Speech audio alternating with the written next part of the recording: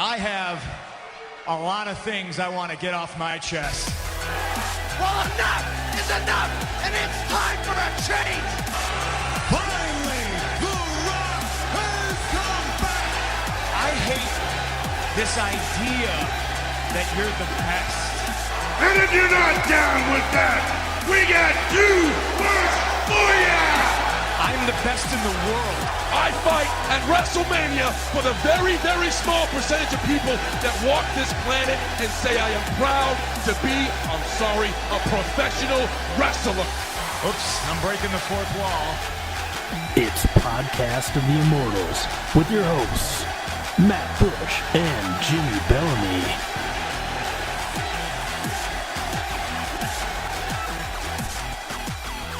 Okay, welcome to episode 12 of Podcast of the Immortals. I'm Matt Bush. And I'm not Matt Bush, I'm Jimmy Bellamy. He's the sexy one, I'm the sexy one. I am the cute one. She's just my sister. That was a Mary-Kate and Ashley Olsen song. I remember, that was my favorite. We have a great show for you this week. We're gonna run down a little bit of news, WWE news, of course. We're gonna go into Raw. It was actually a pretty good Raw, I thought. Okay, you did not agree.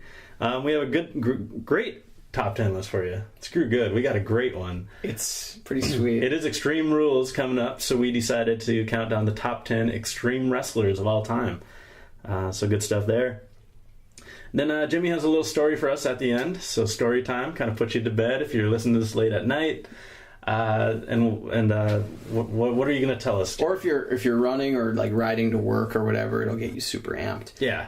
The opposite. I'll be talking about my interviews with WWE from 6 years ago and how those went, and I don't think I've ever told you. No, I'm very excited to hear this. I've waited all week, so I can't imagine the listeners, having to wait that long. Just hit fast forward right now. No, listen to it all, dang it. First off, before we get into it, I want to say thank you for listening. We've had such great feedback, and everyone seems to like the show. If we could ask you to do one thing, and we would love it if you could, if you do subscribe to us. Send money. Subscribe to us on iTunes. We are on iTunes. You can find us at Podcast of the Immortals. Just search, and you can find us there. And while you're there, why don't you give us a little review? Rate us. Give us a 4-star, whatever you want. It would help us out greatly. It would bring us up in the ratings, and that'd be awesome. Give us any star you want, but preferred would be 5. That'd be nice. Yeah, 5 is good. 4 is good. Yeah. 3. I mean, if you're with us on episode 12, you're going to give us a 5-star. Yeah. Come on. Plus, look at how sexy we are. Yeah, and we're only going to get better, too. Yeah. So, I mean, if we get 5 now, maybe iTunes will have 6 stars available by episode 52. We'll see. It will be the... That'll be our 1 year... That'll be our 1 year show, too, at episode 52. Yeah, that would be good.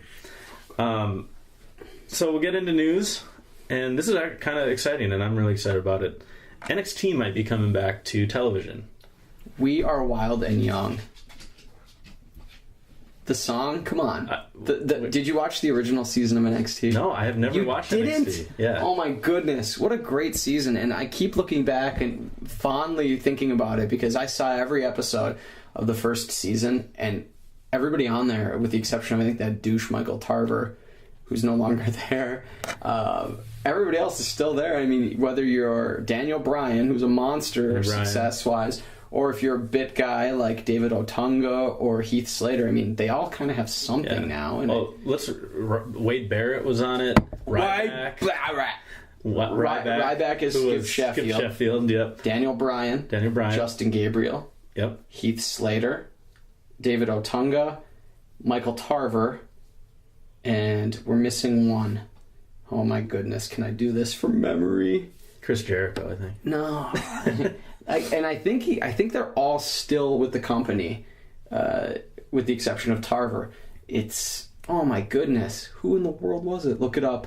I'm looking. Randy Orton. No, it was. I'm trying to. It was somebody relevant. We'll move on, and I'll find it. Yeah. So right now, people are screaming. They're like, "That one guy." Well, at least it's not me who's forgetting. I didn't watch it. They had a theme song. It's like, good. Like, I'm sure it's a song by a real band, but it's like, we are wild and young, and it was just, they'd play it in and out of every break. I thought you were talking about that fun song, like "We Are Young." No. I'm like, what? But that song was just, it was played constantly during the show, and I can't help but get it stuck in my head again. So that's great. All right, let's see. Move on, come on, man. Okay, well, what else we got going on? I'm sorry. I've never watched. Don't be sorry. I'm sorry that my memory is failing. Yeah. Well, I'm kind of excited about it because I've never seen it, and I've heard good things. Like Tyson Kidd, I heard has been killing it before his knee went out, but they're just really good. They got Cassius Ohno down there. They got some other. I mean, the Shield were down there, and actually, wasn't Seth Rollins like the champion just very recently? Even while he was in the Shield? And I mean, look, I haven't been following NXT in recent weeks, but I think he might still be the champion, or is Bo Dallas the champion now? I don't know. Or Bo Dallas might have been the FCW champion or whatever, but Tyson Kidd. Seth Rollins, I know as recently as a couple months ago was the NXT champion. Yeah. And I'm a big guy, like, when I watch baseball, like, I love knowing the AAA guys, the AA guys. I love, who's next. I always want to see who's coming up, who are the guys to look forward to. And I think being able to watch NXT, you'll get excited about him. You'll be like, oh man, they got to bring this guy up. I can't wait till he makes his debut, and I wonder what they're going to do with him. Who's he going to fight? So I don't know. I'm excited to watch it. I'd be more interested in watching that than SmackDown. I have, after listening to Colt Cabana's Art of Wrestling podcast, you get to know some of these wrestlers on the independent scene, or guys with WWE who aren't maybe primetime TV guys, not to be confused with the primetime players, who are Darren Young. Yes. Oh, really? Darren Young was the other one. Boom. There you go. Darren Young. And I didn't even look it up. I just remembered it. He had better hair, though. He had like a big, he almost looked like Wilson the volleyball. He had like the poofy, like a broom top hair, and he looked a lot better. I think he looked better when he looked like Wilson the volleyball. He looked better, and I think he might have had like frosted tips. He had a cooler look, I think, than what he's got like going on right now. He's got like that dome over the top of his head. Watched all of season 1. I watched most of season 2, and then that's when they took season 3 online only, and it was all women. Didn't watch that at all. And that was one with AJ, Caitlyn, and I think Naomi was in that season as Naomi Knight, and some monster chick. Like she looked like a giant. She's just huge, big blonde woman. I don't know her name, but I didn't watch that season at all, and I think that was online only. But I'm glad it's coming back. I'll watch it. Yeah, and I assume it'll just be a weekly C show where it's not going to be necessarily a competition. And I'd rather see those guys. Colt's podcast is now almost 3 years old, and they'll have interviews from 2 years ago with guys before they were with WWE. You could hear a Seth Rollins interview or a Cassius Ohno interview back when they were Tyler Black and Chris Hero. Yeah. So it's cool to listen to them now, or listen to them then and see them now. So yeah, that is fun. Excited about that show. Fun to go back and see. Well, we kicked off Raw. I thought this was a great episode. You did not, apparently. I didn't think it was great. I think it was okay. It wasn't horrible. Some of the matches were pretty good. Well, that's what I was mostly impressed about. That was cool to be able to see some of the matches with Del Rio. I'm sure we'll get into it, but Del Rio Cesaro. I had a lot of fun watching that match. Orton's match was actually pretty good too with Cody Rhodes. I thought it was great. Cody Rhodes was awesome, and I thought he might actually win the match. My only complaint, though, and I know they had to do it for the finish, is if he's doing a disaster kick, he's not diving headfirst at Orton like he did there. That was the only bummer. They do some weird things to set up those RKOs out of nowhere. Yeah. But Raw kicked off. We were in Ohio, Columbus. Yep. I never remember where they are too, and I just had it in my head. And it kicked off with a kind of a joke match, but it actually had real implications. It was Big E Langston versus Ricardo Rodriguez versus Zeb Coulter in a triple threat match, and the winner would determine the stipulation for the triple threat match at Extreme Rules. And it was fun. Like, everyone got involved. AJ Lee, Dolph Ziggler, Del Rio, and Swagger were all involved in the match. It all made sense. And who won? Ricardo Rodriguez ended up rolling up Coulter. And I don't know. I just thought it was fun. It was interesting. It kind of kicked, the show off pretty well. The way it started, you knew right away Langston wasn't going to be the guy to win it. I took umbrage with the fact that the show started with Del Rio entering with his music along with Rodriguez, and the other guys were already in the ring. Mm-hmm. And I assume they were pressed for time with a 3-hour show. It's kind of I don't know. It's kind of ass backwards. They were pressed for time at WrestleMania, apparently. Yeah, that's a 4.5 hour show. You have to show a replay of something 7 times and then talk about tout. Yeah.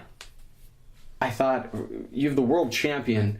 Let him enter on TV with his music. But I know they have that Make-A-Wish thing set up and everything. But you could have just cut down on a few replays and recaps and just run everybody through, had their entrance. The match was pretty good. And by pretty good, I mean for a triple threat joke match, including 2 guys who don't normally wrestle. Yeah. Rodriguez, I know, wrestles sometimes in dark matches at house shows as El Local, and does a pretty good job if you watch. He wrestled before he was with the WWE. Yep. So. And I think anybody who saw that would agree. Yeah, that was pretty entertaining. Yeah. There were some pretty good spots. Yeah. I don't know. I just enjoyed it. It is what it is, but I like that it actually had something behind it. It was actually furthering their story, and everyone got involved. And we'll talk about the stipulation later because he brings it up. What I thought was funny though about that is right away they said triple threat rules, but they didn't mention that triple threat rules do include no DQ. Yeah. Which anybody who is well versed in watching triple threat matches, they know that. But it's almost like at the end, they just all of a sudden, remember, no DQ, and then all of a sudden everybody got involved, where it didn't make sense that they wouldn't get involved earlier, right from the beginning. Yeah. It's like if you're playing a video game and somebody's controlling the manager on the outside, you're going to run in right away and screw around. Why wouldn't you? That's what any normal person would do. Of course. Yeah. But you mentioned it before, it was World Wish Day, and so John Cena comes out with 3 Make-A-Wish kids. Mm-hmm. And I thought this was kind of sweet, and it actually kind of, like, I get why they're not going to turn him heel. Like, these kids just, he's Superman, I get it. And they all came out. It was really cute. They had come up with their own names because they were going to be superstars for the day. So there was the Eliminator, and he really got into it too. There was Lightning Logan. And then Nick the Stitch, if I'm correct. Yeah, he was not the Snitch. He hasn't been in prison. Yeah. I thought that was a weird name for him to get, but apparently I just heard it wrong. But it was just fun, and I don't know. I thought it was nice. Yeah, it was cool. We've talked and said it before that Cena's kind of stuck. He's taking one for the team, although he has the title now. Yeah. But he's not going to change his character. They're not going to change his character because he's so marketable as this superhero to these kids, and he's a cash cow for WWE by positioning him this way. But I did after watching that segment, I did a Twitter search for John Cena class act and saw several tweets, and they're right. A lot of the people tweeting were people who aren't fond of Cena's character. Mm-hmm. But you couldn't help but watch that and maybe get a little bit of a chill. Yeah. It was cool. It was nice to see, and it's a reminder that, hey, this is why they do that. And I think it's neat. Those kids had to be they'll be talking about this forever. Sure. So, and hopefully these kids will be around in 10, 20 years to have footage of this and say, look at this. This is what happened to me when I was a kid. And pretty crazy. Yeah, now they boo Cena when they're 20 years old. The only thing that was missing was they should have, pinned 3MB in like a minute. Yeah. Those 3 kids should have beat 3MB. That's the only thing that was missing. Well, yeah. I don't know. We can make a case for not doing that, but then 3MB comes out and just destroys them. Well, 3-man. We beat 3 Wish Kids. We're so good. Well, I know you alluded to this before, but Randy Orton and Cody Rhodes had a match, and I thought it was dumb to have a match between these two. They hadn't been feuding. They had no beef.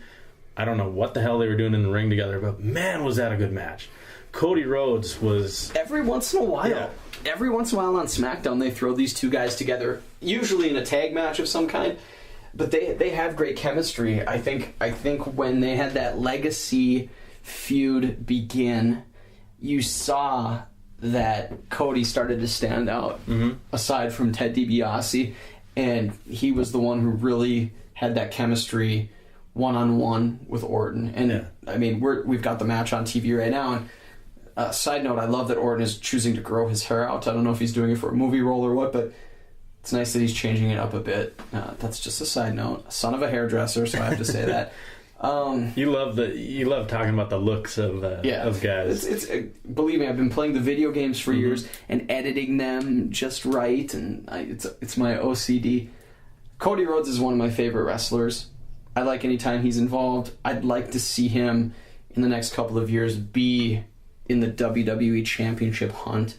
I hope he doesn't become a guy who gets lost in the mid card like he kind of has. And it's such a shame. Like when Daniel Bryan won the Money in the Bank, my pick that night to win it was Cody Rhodes, because I thought he had done such a great job. He's such a good in the ring. I mean, his Intercontinental title run was really good. Yep. I thought he brought prestige back to it. He brought back the original belt or the white belt. Yeah. I love him because he has had so many different characters and he's done them all well. Dashing Cody Rhodes was brilliant. He was such a douche and he was so good at it. The grotesque. And then to have the disfigured, mask wearing, bag carrying, delusional. That was awesome. And I've enjoyed every variation of his theme music. And too. now his character is that he has a mustache. Yeah, and I didn't see that coming, Yeah. but it works, and hopefully he'll move on to something else in a few months or in a year and make that just as, if not more successful. Yeah. Well, what I was really surprised during the match, the crowd was really into it. They were even chanting RKO, RKO. And this spot right here that we just saw, that superplex was awesome. Was sweet. I didn't think that Randy was going to go to the very top rope, and they pulled it off, and it was well done, well executed. And he kicked out of it. That's another thing.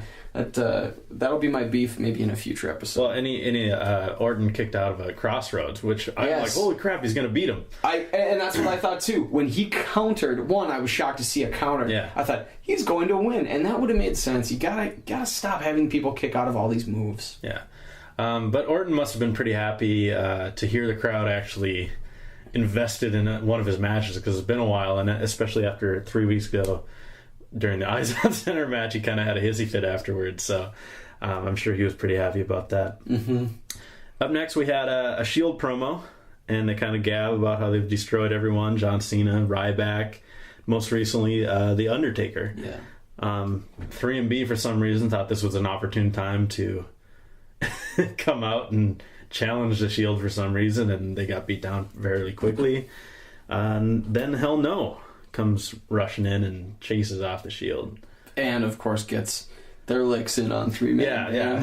Which is a rite of passage for any group lately. I got a kick out of seeing 3-man band. This was, to me, the most entertaining they've been on Raw, and I'm sure they're an afterthought, and they're just there to set everything else up. Be there to be that middleman that both teams can beat up. Well, I mean, you talk about societies, you need those people at the bottom to service burgers, Same as WWE, they need their jobbers to make other people look good so that they can have feuds and make money for the company. So, interesting note, you were talking all last week on the show about what the SmackDown main event was. This week, tonight, at the SmackDown taping, Dean Ambrose is going to face Kane one-on-one. That'd be good. That's another big singles match for Dean Ambrose of the Shield. Well, I'm really excited to see the other two guys finally have a singles match. Is that slated for any time soon? I haven't heard anything, but I could see Dean Ambrose kind of breaking off, becoming the de facto leader, where the other two maybe compete for the tag team championship with Hell No. Yeah. And then maybe Ambrose wins an Intercontinental title or World Heavyweight Championship or something like that. I could see that too. He's really positioning himself to be that guy, and I think maybe he's the de facto leader because he is the best on the mic. And that seems to be what happens. I mean, you had the Nexus with Wade Barrett. You had the Nation of Domination with The Rock. DX kind of had two guys who could actually talk on the mic. But anytime, if you have four talented guys, the guy who's best on the mic ends up being the head guy, it seems. That seems to be the case, and rightfully so. A big part of wrestling now, and by now I mean in the past decade plus especially, is your ability to speak to the crowd. Wrestling used to be a very manager-heavy business where the wrestlers really didn't have to worry about how good they were on the microphone, but now you're seeing guys really make themselves and make careers out of their ability to speak, and sometimes their in-ring ability becomes secondary. But the thing that I'm excited about with all of the Shield members is they all seem to work well in the ring. Seth Rollins is a guy, I think he talks well too. I don't know if I'm in the minority on that, but I think he's second to Ambrose by a long shot, but I still think he's a quality guy, both in the ring and on the mic. He doesn't have that it factor when he talks, to me at least, not yet. When Roman Reigns speaks, he may not say a lot, but when he speaks, you listen. Just because he's so dominating, I guess. He's so huge. He's got that presence where you're like, what's he going to say? To me, it doesn't matter what Reigns says. I get lost in his deep blue eyes. And his long dark hair. Yeah, I mean, those eyes, they grab me. I'm like, okay, man, you can say whatever you want. Yes, I'm yours.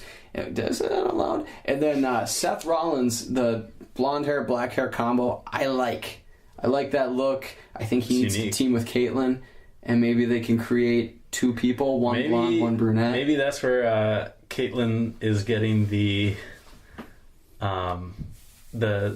Secret Admirer stuff from. Maybe. I hope so. I like your hair. I'd like to think Seth Rollins has better taste in hats than the one that was picked for Caitlyn. Yeah. We did have a Divas match following the promo. Don't want to really talk about that too much. It is what it is. Twin Magic again. Whatever. The Bellas looked better this week, and we're looking at them right now on TV because it just happens to be on that part, not because we're weird. But we are weird. Because we paused it. And we're going in slow forward.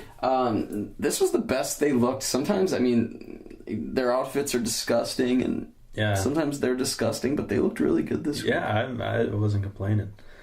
Well, after the Divas match, we had another good match, and this was champion versus champion. World Heavyweight Champion Dolph Ziggler taking on Intercontinental Champion Kofi Kingston.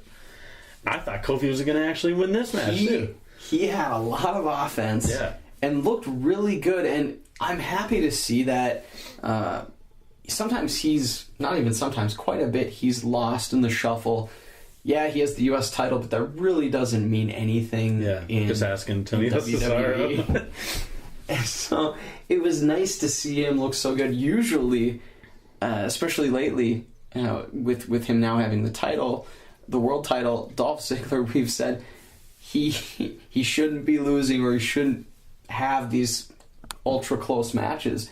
But this was a match that I thought was well done, and it's hard to have a match with Ziggler where he doesn't take a beating, because he looks so good taking a beating that's really a big part of his game. Well, that's what Ric Flair and Shawn Michaels and a lot of the smaller guys kind of just lived on. They would get beat up, overcome, and somehow pull out a match where you're like, son of a bitch, I wanted him to lose, So if he can start working that angle, that'd be good. But usually they have him get beat up, and then lose.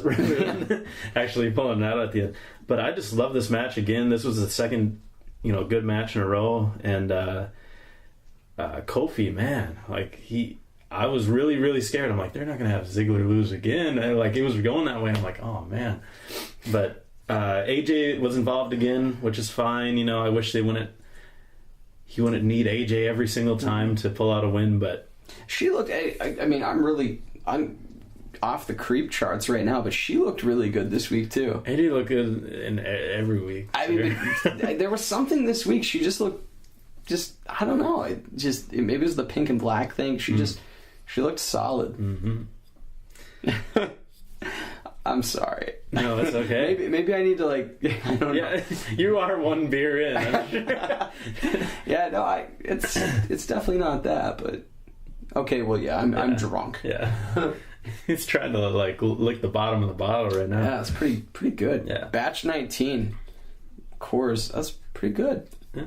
Thank you, Dad. This was a delicious beer. I bet it tasted good. We had another match right after. Swagger versus Zack Ryder, and I thought we were going to get another squash, and it pretty much was, but Ryder actually got in a few moves at least, and it wasn't just a total domination, so that was something. It was more than I thought, but with the lead up to Extreme Rules, there's no way that any of the guys competing in that triple threat match are going to lose.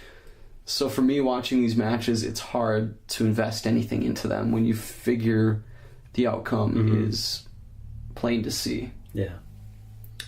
They followed that up with one of the most odd segments I've seen on Raw in a long time, and it was a tug of war.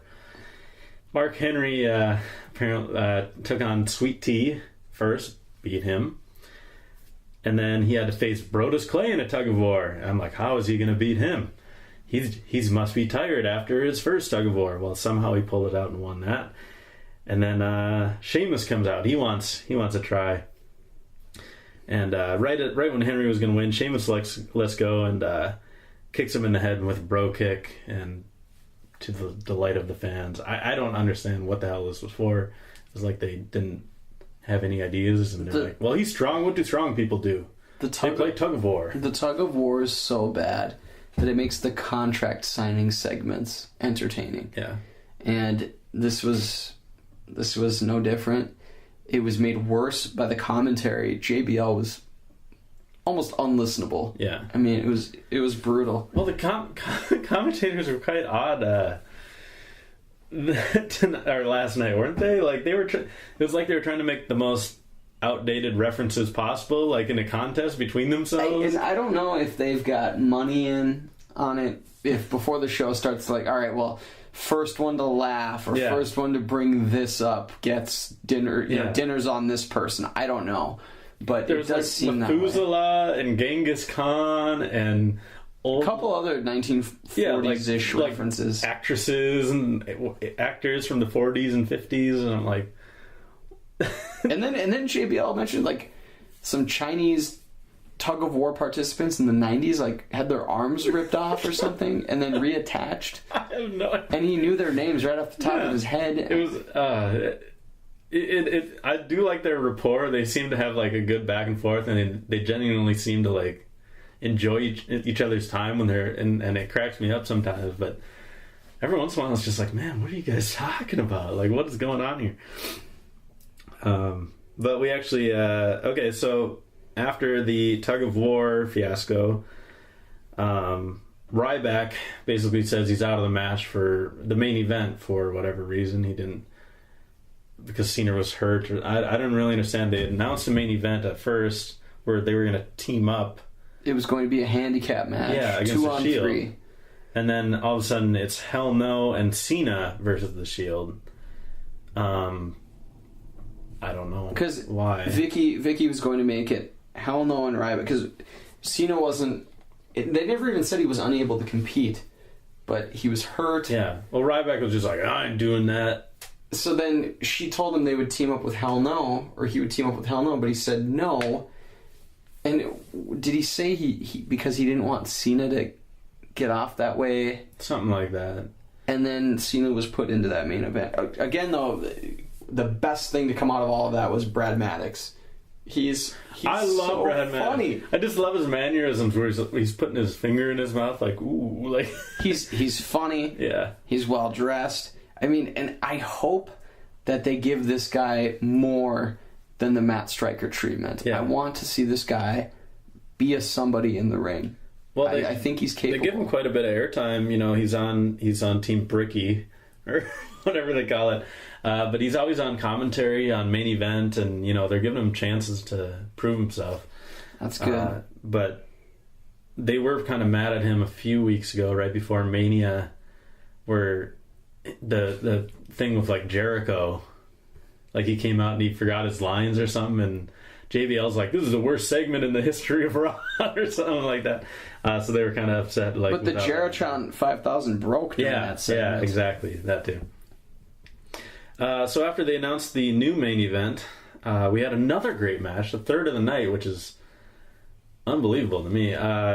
This is unbelievable. Del Rio and Cesaro, yeah, we're still watching the Bella Twins, and man, that's some twin magic right there. Indeed. And I'm just looking at Nikki. Oh, jeez. No, I'm saying. All right, I'm kidding. That's my Jerry Lawler joke for the night. Why do they wear those legging things? Those look so bad. We're talking about the Funkadactyls. No, the Bellas. The Bellas. Well, the Funkadactyls things are cool. I mean, those are socks, but yeah. I don't know. They always look like they're like gonna go salsa dancing or something. I don't like it. I don't know. They're always shaking their booty a little bit. You can look, but you can't touch. I think we spent a little too much time on this Bella's match here. Okay, Cesaro, Del Rio. Great match. Loved it.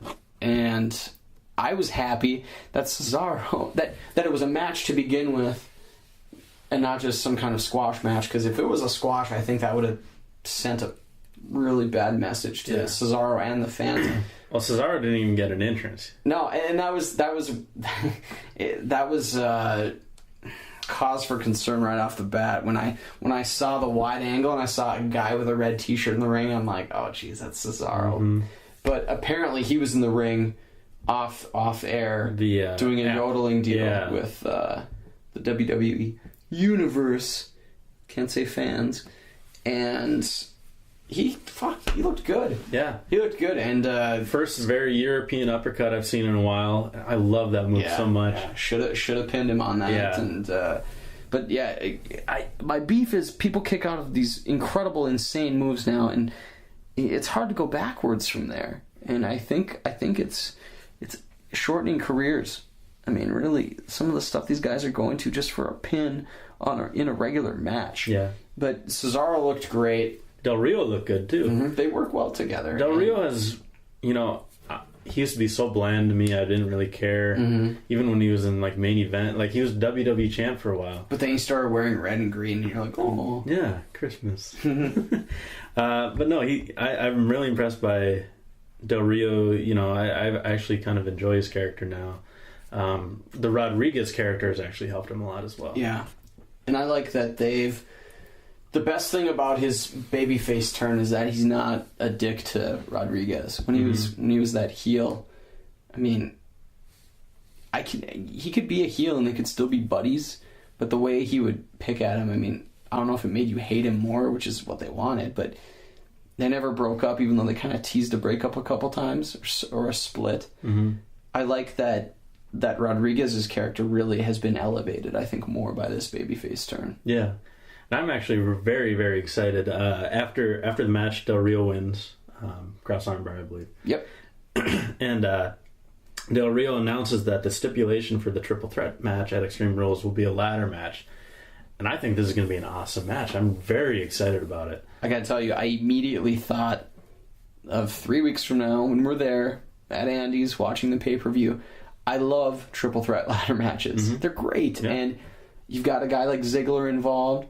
Del Rio's really stepped his game up. And I mean, I could be the third guy. Yeah. So I mean, it doesn't really matter that it's Jack Swagger. It's going to be a fun match. Yeah. I'm looking forward to it. You got the Big E factor. You got AJ. You got AJ. You got AJ.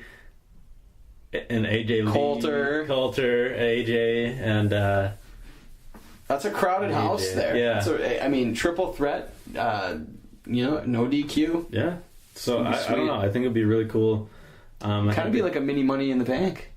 Kind of, exactly. With all the people around. It's the over 55 Money in the Bank. Yeah. It's $3 off. After that, we had a dance off, which was a stupid thing again. We had Fandango versus the Great Khali. What was great about it was Summer Rae from NXT, the new dancer for. It looks like we found Fandango's permanent dance partner. Yeah, he's gone through some ladies, but he had Summer in London. Who she is a Brit, correct? I don't know. I think she is a Brit, and she's a blonde. Yeah, they're a good pair. This segment was just. Ugh. Yeah, well, and then the crowd, I was shocked that they picked Khali. Fandango was clearly the better dancer. I don't know how that happened. What was going on with that crowd right there? I mean, Khali could barely walk. It's like Cena winning Superstar of the Year last year. Oh, what the hell was that about? Yeah, but yeah. So we'll just skip past that. We went on to our main event. We had John Cena and Team Hell No versus The Shield. And I liked it. Like, you could see Cena actually kind of getting a little frustrated because they weren't. Hell No was avoiding him. They didn't want to take him in because they knew about the injury. Mm-hmm. Cena was clearly hobbling, getting to the ring. I don't know if he was playing it up or this is an actual injury. I'm pretty sure it's an actual injury, but the way it came out on Sunday or Saturday was that it was legitimate. Yeah, but the way they're milking it makes me think it's just a work. Well, I mean, you could have said that about Paul Bearer and his death. They never take anything, or they never don't take advantage of something. I know, but what makes me think it's not serious? That if it was serious, he wouldn't be wrestling. Yeah. Well, I was shocked that he actually got into the ring. People were talking that he might not even be at Extreme Rules, be able to go at Extreme Rules. So for him to have a match yesterday. But this is nothing new. We've seen it with his neck injuries, how quickly he's come back. We saw it. I think his ankle injury a while back was legitimate. Yeah. And he missed little to no time. He had a shoulder deal, I think, at one point. Or he tore a bicep. So, he's known for coming back quickly. But you think after 10 years of this, something has to give sometime soon. And that might be the only reprieve non-Cena fans get, is that his career will be shortened. But I'm not saying we should hope for that. I'm not hoping for that, just because I would never hope that a human being is unable to perform physically because of a career-ending or threatening injury. But that might be what happens, is that his career is shortened due to the wear and tear of every day in the ring. Mm-hmm. Well, the match was pretty solid. The Shield ended up winning again. No surprise there. They're undefeated. They've beaten better teams than the one they faced last night. The big surprise of the night was that Cena actually took the pin. And it was a clean pin. It wasn't dirty. No one hit him with a chair. No one cheated or nothing. Roman Reigns hit him with a spear. 1, 2, 3. Shield win. They're still undefeated. And I think they really have an opportunity here to build Ryback into a superstar, like a main event kind of guy, and they have to have him beat the living crap out of Cena and win at Extreme Rules. Have Cena, if he actually is hurt, be out for a while, take his time, get healed up. Ryback can go on a tear saying, I took out Cena, Cena's never coming back. Cena can come back at SummerSlam and beat him again for the championship, but you got Ryback has a real chance. He has to go over clean. He has to beat the living crap out of Cena, even though Cena's a little beat up, and then have Cena out for a while. And I think that'd be an awesome way to get Ryback to be main event. That would do it. I'd like to see Ryback get a manager, because what we haven't covered is his cue card reading is so obvious and glaring that it's hurting anything he's doing in the ring. Yeah. It's hurting. It doesn't matter how he looks. it's hurting everything because he's becoming a joke. Well, yeah, he acts like Lindsay Lohan is hosting Saturday Night Live. Other than that would be a perfect way to do it, which makes me think that they won't do it. Mm-hmm. But I wouldn't be surprised if Cena does need some time off. I think physically, I think that's the only thing that's going to make him lose the title anytime soon, is that they can say, look, we'll put this run on pause, we'll get back to it, but go heal up. And then, I mean, talk about making the most of a bad situation, bad in their book. It'd be good to elevate Ryback to that level, because when he was fighting Punk for the title in late 2012, he wasn't believable as a championship contender. He made that immediate leap. He went from SmackDown doing triple or winning handicap matches against jobbers to being in the title hunt, and I wasn't buying it. Just like I didn't buy Sheamus's early WWE title run. I had a hard time buying Mark Henry's World Championship run at first. Now, if he were to beat Cena convincingly, that is a surefire way. Well, they have to do it, and it has to be clean. It can't be because something happened, because, I don't know. Just have him go out there, beat the living crap out of him. Cena, he's hurt. You can have that explanation. But if he can't beat a hurt Cena and Cena overcomes, his character's done. Where can Ryback go from there? Nowhere. And that's what they've been doing to guys for a decade. The logical move is what you laid out. So let's see if they do it. Yeah, I mean, I'm not a Cena fan. His character is kind of boring to me, but and this is the reason why, is because he always wins these type of matches, and then you have a guy who could be a superstar and ends up not being a superstar. So let's make another superstar, even if it has to be a Ryback. Cena has done a lot. I mean, he's done the job for a lot of guys, and I know I don't know, but I can guess he wouldn't be opposed to that, and I think they could make it happen. Yeah. So it'll be really interesting. I'm actually very, very excited about Extreme Rules. I think it's gonna be a really good pay-per-view. It's been too long. It'll be 7 weeks since WrestleMania, when that thing 6 or 7 weeks. Yeah, because we're 3 weeks out from 3 weeks past WrestleMania. It'd be 6 or 7 weeks. So it'll be 6 weeks. So that was Raw. I liked it. I thought it was good. We got our top 10 list now. Top 10 extreme wrestlers of all time, and you have the list, Jimmy. So we have a couple of I guess requirements where we took the top 10 extreme wrestlers in WWE history. Yeah, and it's just WWE. It's not ECW. And it's not. And we tried to base it on their career in WWE. So, for example, like Tommy Dreamer's not on this list because Tommy Dreamer was really just enhancement talent in WWE. He didn't really do a whole lot that validated or made him worthy of the top 10 list. Mm-hmm. Some of you were probably saying, well, he wasn't even that. They called him the innovator of violence, and I mean, there were probably easily a dozen guys, I think, more innovative, violent when it comes to violence than he was in ECW. But our list, we went right away top 10, number 10. I went with Raven. I think he had a solid run in WWE when it came to the hardcore stuff. He was kind of coming in at the end of the hardcore era of WWE with the hardcore title. Came to the ring with a shopping cart of weapons. Of course, he was known for his work in WCW and ECW and TNA after the fact, and several just the shopping cart alone should get you on. If you need a shopping cart to bring all your weapons to the ring, you're probably a pretty extreme wrestler in anyone's book. He had an extreme look.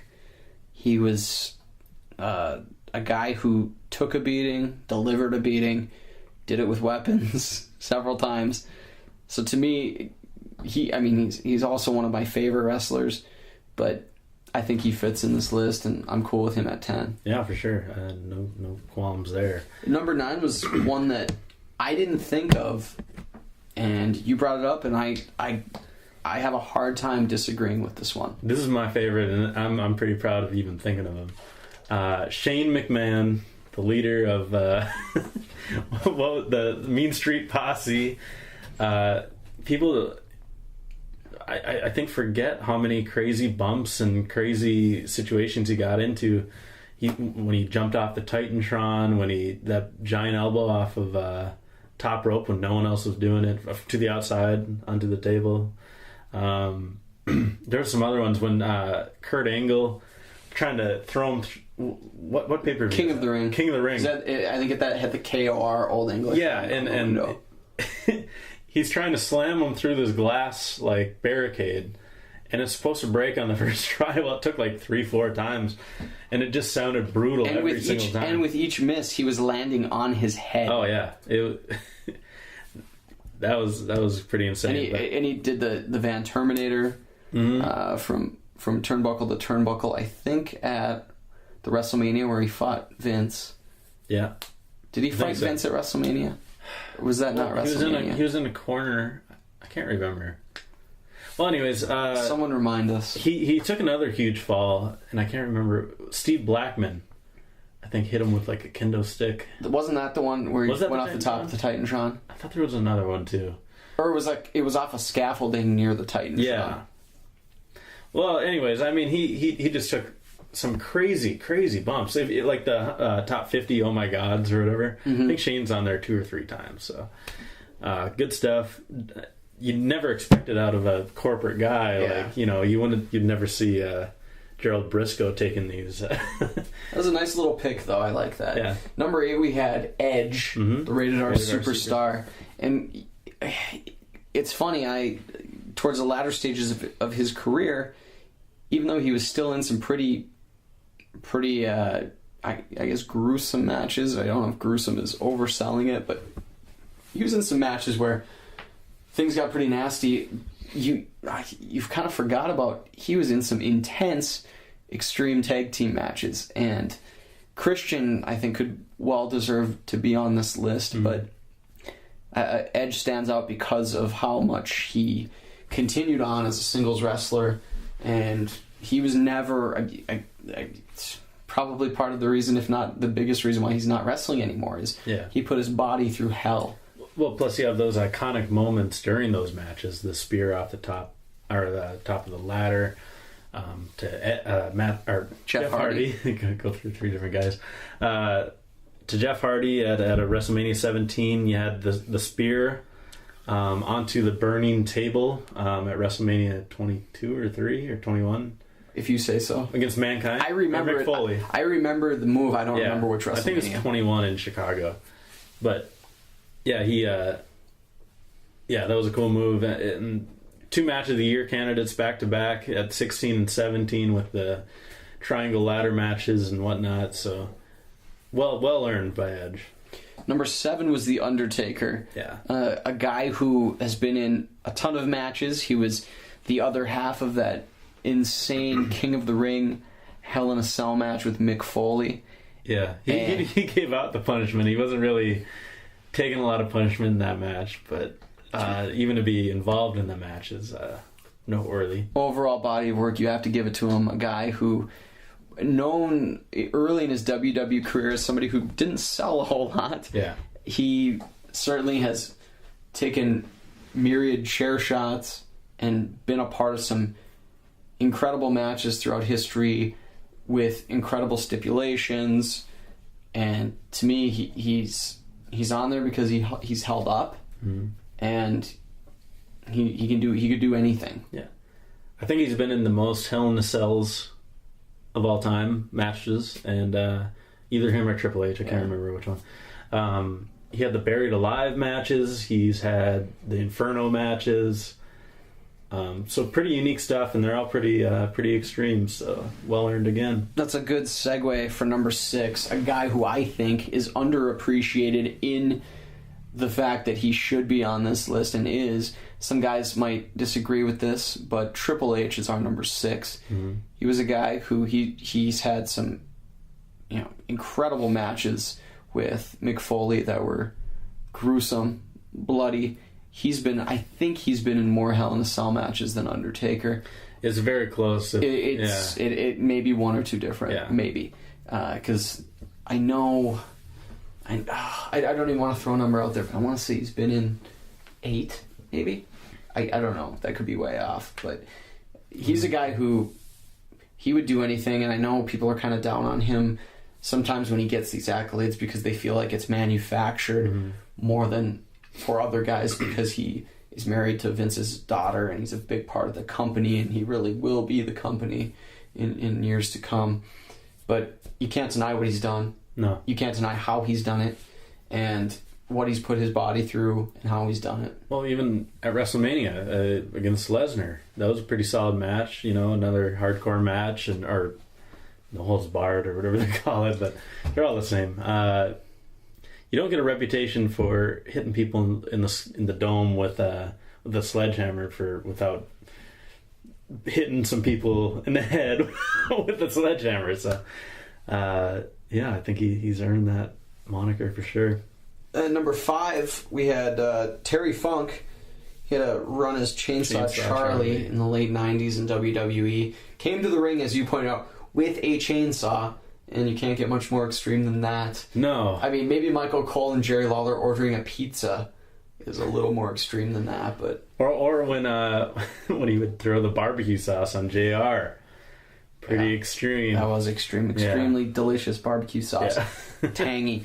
But Terry Funk, of course, yes, he was well known for his matches in Japan and his time in ECW, but in his short time in WWE with Mick Foley as his tag team partner, Cactus Jack, they had some good matches with the Outlaws, and you got to say that Terry Funk was extreme. Oh, no doubt. I mean, on reputation alone. Like, I didn't know his work very much when I first started hearing about him, but everyone would ever say about, extreme matches, you got to see it, da-da-da-da-da.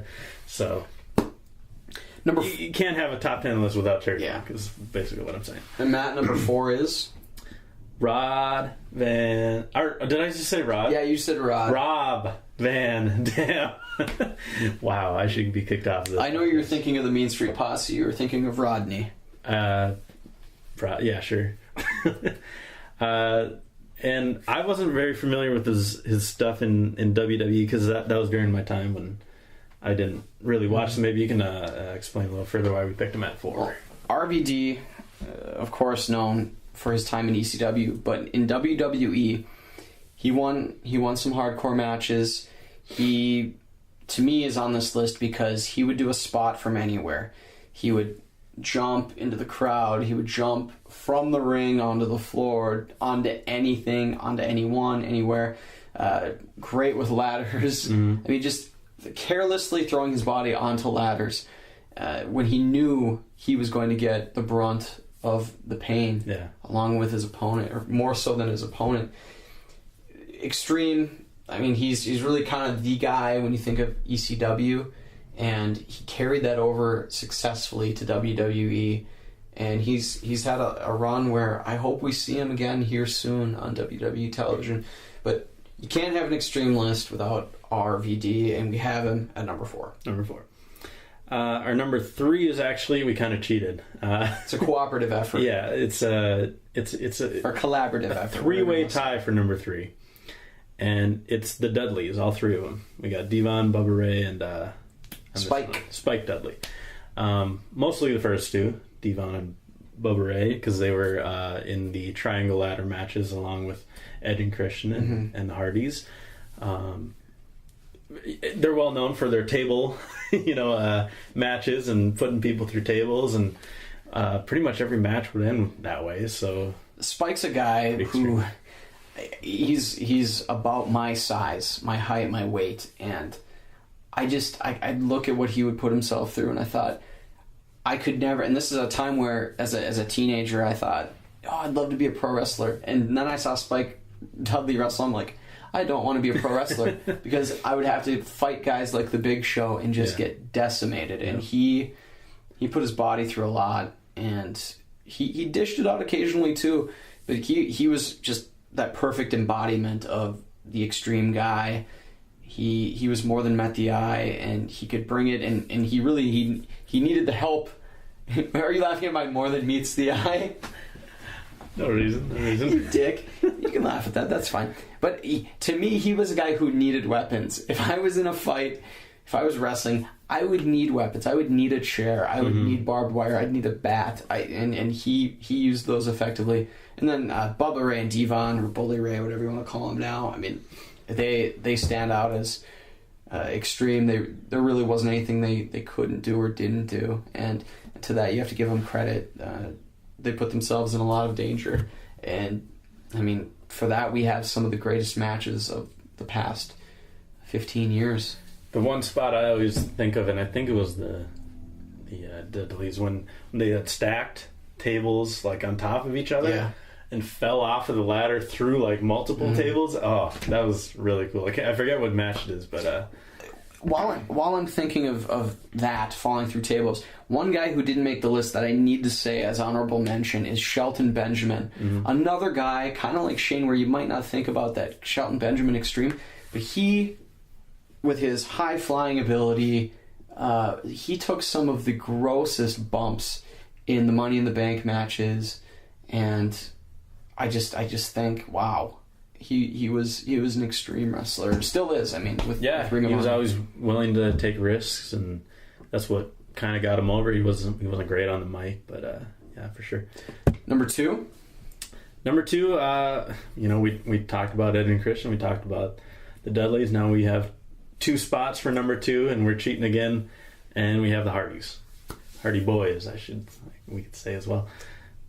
I would have been okay with just Jeff Hardy, but you did point out it kind of would be shortchanging Matt Hardy because he was a part of some of these incredible TLC matches, the Triangle Ladder match that you spoke of, which I guess means we're shortchanging Christian, but Matt, yeah, I mean, we know what he did, but I'm going to focus on Jeff because he's the high flyer of the group, the one that was taking these big jumps and dives and flips off the top of the ladder on the outside of the ring. But Matt Hardy certainly would be a part of that, and they helped define. They really took hardcore and had it evolve into extreme for WWE. Of course, some of those ECW guys helped it along, but really the hardcore era for WWE.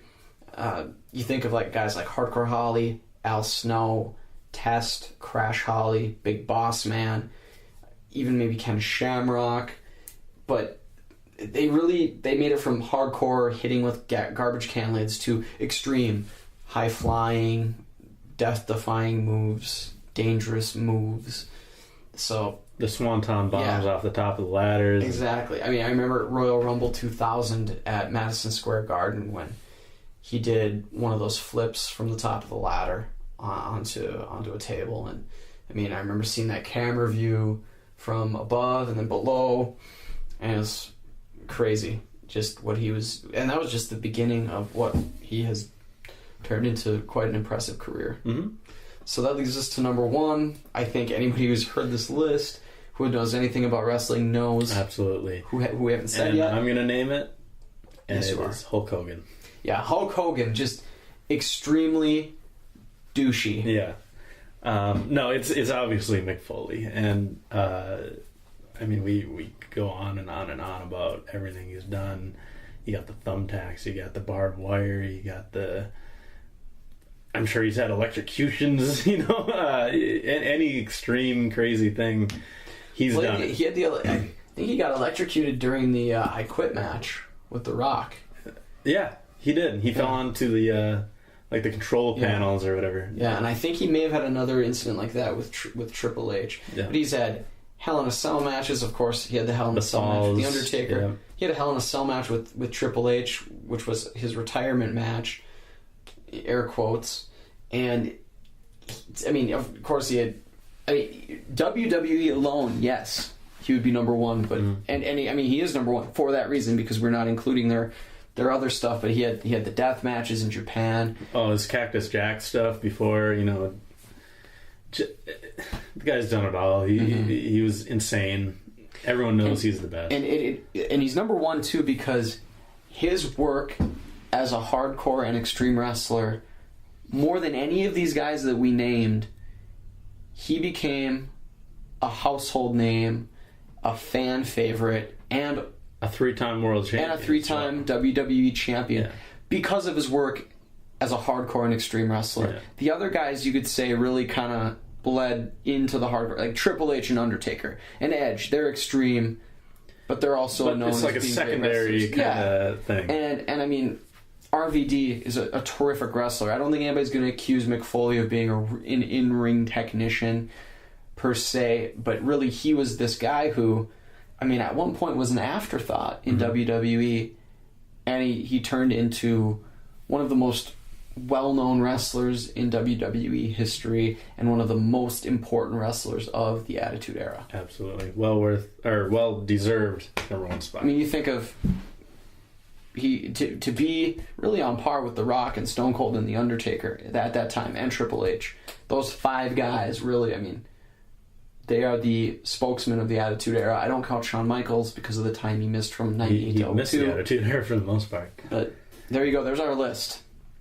So, yeah, tell us what you think. And this is story time now. Okay, I'm excited. I'll try to be quick. We have a Minnesota Wild hockey playoff game that starts in real time in 1 minute. Yeah. But I will tell you my story. In 2007, summer of 2007, I was living in Duluth, like I have every year of my life. And I was working where I currently work at the Duluth News Tribune. And at the time I was a copy editor, but I was a sports reporter. I went on at another paper. I went on from being a copy editor to a sports reporter later, and now I'm a multimedia editor.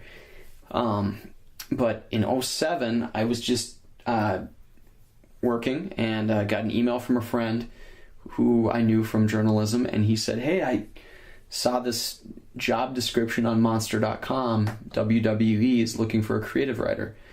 You should just apply and see what happens." So I half kiddingly applied, thinking, well, they'll never contact me, but why not? So I submitted my resume, I submitted a cover letter, and I think I want to say maybe 2 months later. I think this would have been in March, so it wasn't summer yet. But I think in March of 2007, they called me out of the blue. I was working a second job at the time, too. And I was working at that job at a sporting goods store. And I got called while I was at that sporting goods store. And it was a representative from WWE, like a recruiter, and who said they saw my resume and liked it and wanted to talk to me. So they interviewed me over the phone, and they asked me what I liked about Raw, what I didn't like about it, what I liked about SmackDown, and what I didn't like about it. And I gave them my breakdown quick over the phone off the top of my head. And they said, okay, we'd like to have you submit some writing samples. We will send you something shortly telling you what we want. And they sent it, I think maybe in the next day.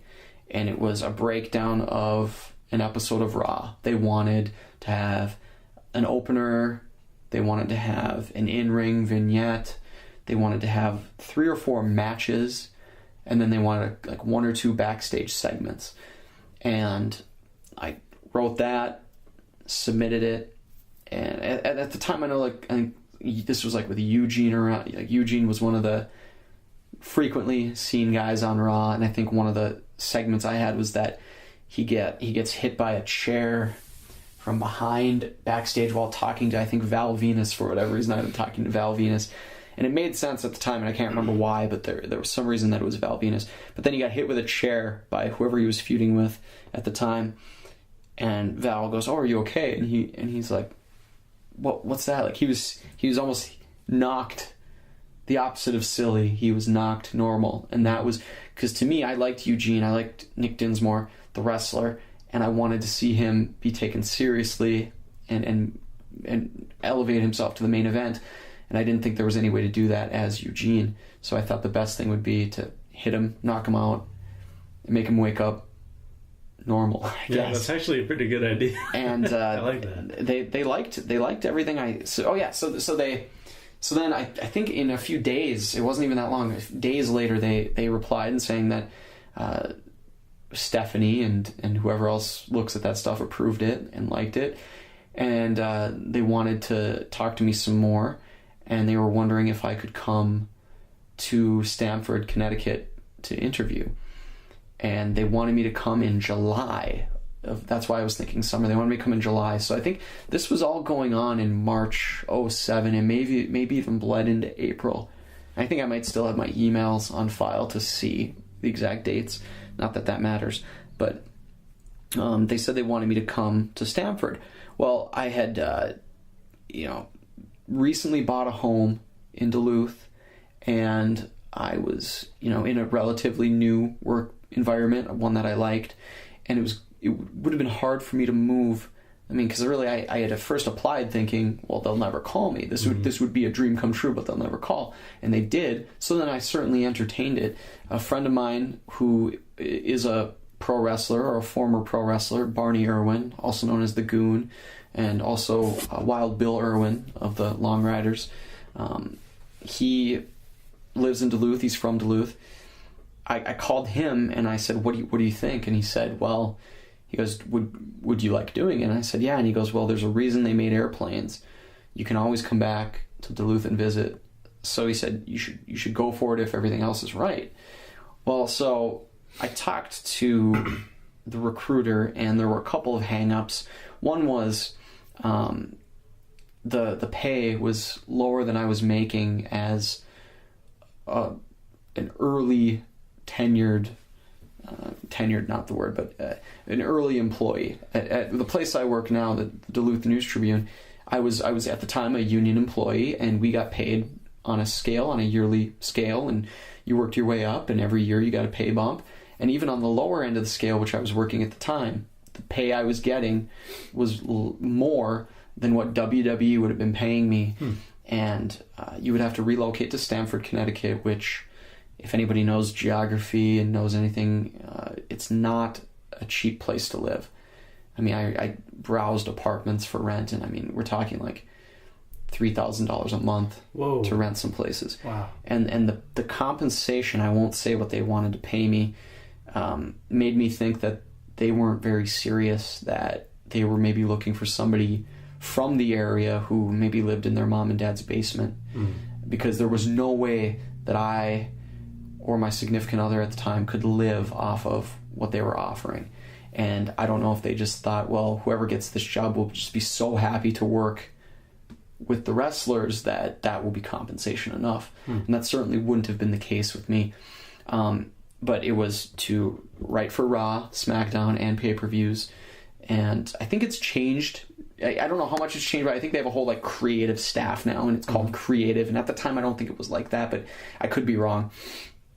But you would be traveling most of the time. I mean, 4 to 5 days a week. You'd be on the road. You'd go to everything. And you'd show up at every show the night before, and I think take off the night of. So you'd show up to Raw on Sunday, show up to pay-per-views on Saturdays, and so on.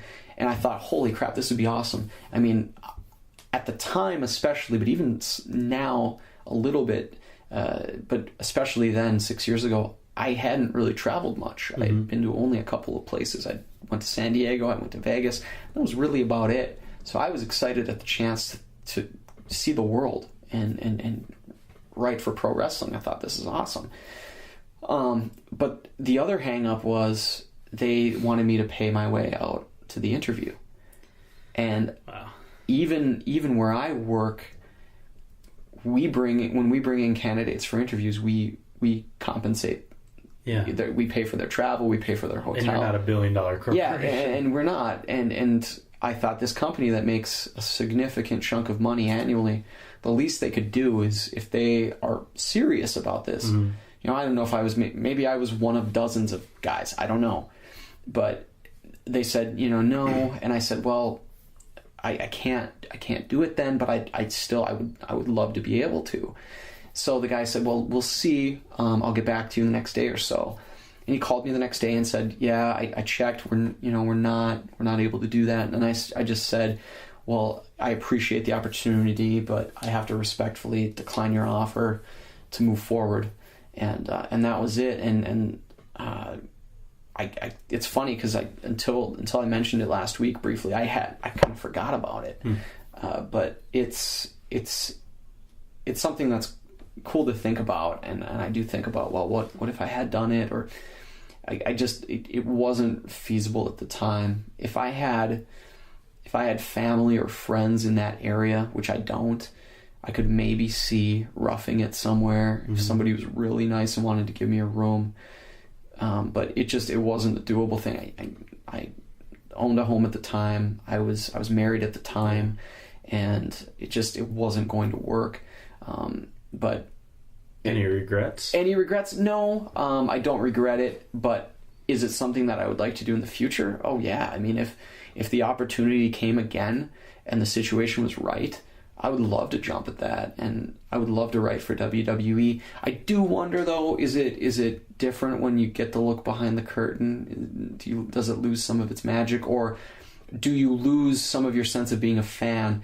And I mean, I think you would, but I don't think I would mind, just because working in journalism and having covered sports and being a local guy, being a guy working in his hometown, I've covered events for teams that I am a fan of, and I have had no care about the result of a game or an outcome of a game in those situations. And I mean, I've worked on the copy desk when the Minnesota Twins were losing on the West Coast, and it's quickly approaching our midnight deadline, and I just want the game to get over with, and I don't care if they lose in 9 innings. I'd rather have them lose in 9 innings if they're losing in the 9th than see them tie to go to extra innings just because I wanted to get it in for deadline. So I've been in those situations, and I've been unbiased, and I've been able to lose my fandom, and I think that I would enjoy just being a part of creating something for wrestling fans like me, and being a part of that process. So I don't necessarily have a regret. I wish the circumstances would have been better. I wish the compensation would have been so, because I think if the money was right, we would have gone there and seen what happened, but it just didn't work out. And how excited were you when they first called? I couldn't believe it. People say when they get calls like that, they're like, "Oh, I thought it was somebody joking." Well, I mean, I saw the area code and knew that it was real. So I wasn't in disbelief, but I was really excited. I mean, I was a 25-year-old kid. 25? Was I 25? 2000? Yeah, I was 25. And I mean, I thought this was really cool. So I'm excited to be able to tell you guys about this, and who knows, I'll take a look in the future. Yeah. And see what happens. Well, I have a quick story about today, actually. And I'll make this real quick. No problem, no worries. I was sitting on the computer, just goofing around, watching Breaking Bad or something, and I get a comment on Hire Matt Bush, which is my website. If anyone wants to check it out, it's hiremattbush.wordpress.com. And a guy was saying, "Hey, I'm trying to get a hold of Jerry Lynn. I'm a representative for Darren Aronofsky, and Darren really wants him in the short film. It's about a wrestler. And I saw that you wrote a story about him, and I can't find any contact information for him. Would it be possible that you could help me out?" And I'm like, "Well, I actually have Jerry Lynn's number." And Darren Aronofsky, didn't he direct Black Swan? I believe he did. He also made The Wrestler. Yeah. What's his face? Mickey Rourke. Mickey Rourke, yep. So I'm like, "Oh, yeah, sure." So I read back. I'm like, I actually have his information. I probably shouldn't just give it out to you, but I can contact some people who can contact Jerry for you, and if he's interested, he can call you. So almost immediately my phone calls from an LA area code, and he's like, "I represent this company. I work with Darren and blah blah blah." So I'm like freaking out. I'm like, "Oh wow." So that was it. I got his information, and I passed it along to our friend David, and he's gonna talk to Jerry tomorrow, and hopefully Jerry if you see a movie with Jerry Lynn in it, I had that small part in that. which is pretty cool. I would ask them for credits. Yeah. Get in the credits. Credit. Guy on phone, not pictured. That was kind of cool. Thanks for hanging out with us today and listening. And this was a good one too. I had a lot of fun. Yeah, be sure to follow us, like we always say. We got our Facebook page. We got iTunes, YouTube, Twitter, at Immortals PCast, at 97Bush, at Jimmy Bellamy. And be sure to give us a review on iTunes review and rate. And we'll see you next week for episode 13. Peace. Bye.